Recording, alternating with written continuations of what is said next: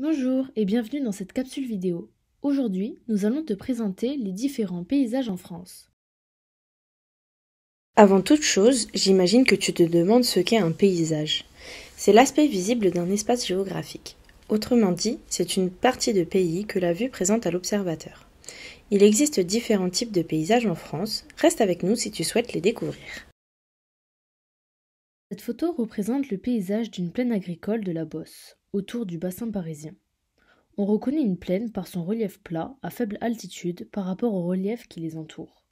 Ici, elle a été transformée par l'homme pour s'orienter vers l'agriculture céréalière. En France, nous pouvons trouver des paysages littoraux. Ce sont des zones de contact entre le continent et la mer ou l'océan. Autrement dit, c'est la partie de la Terre qui se trouve le long de l'océan. Il existe en fait 3 types de littoraux. Pour commencer, on peut voir sur la photo un paysage littoral rocheux représentant la baie de Collioure dans le sud de la France. Sa particularité est la présence de nombreux rochers dans l'eau. Les paysages littoraux peuvent aussi être bordés de falaises.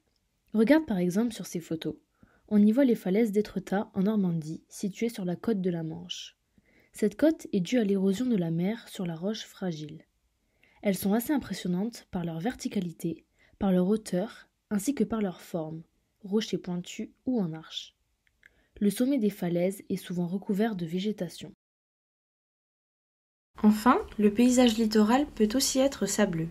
Prenons l'exemple de la dune du Pilat, en bord de l'océan Atlantique, située à quelques kilomètres de Bordeaux.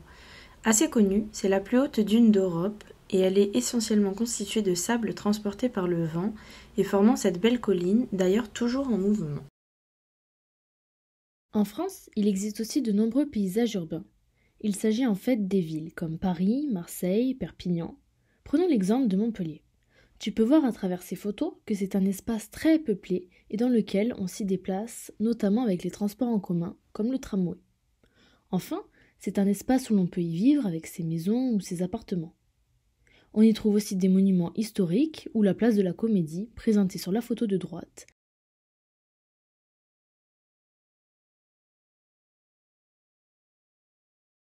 Terminons sur le paysage montagneux. Tu as sûrement dû randonner ou voir au loin des montagnes, mais savais-tu qu'il en existe de 2 sortes?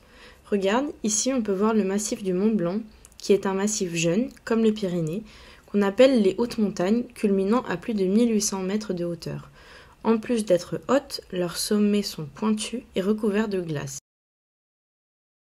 Nous retrouvons plus communément en France des massifs anciens, tels qu'ici le Massif central, mais également les Vosges et le Jura. Ces massifs anciens constituent les montagnes moyennes, allant de 600 à 1800 mètres.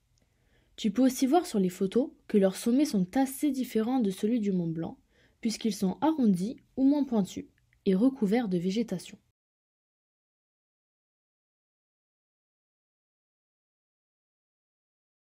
Merci d'avoir visionné notre capsule vidéo. À bientôt!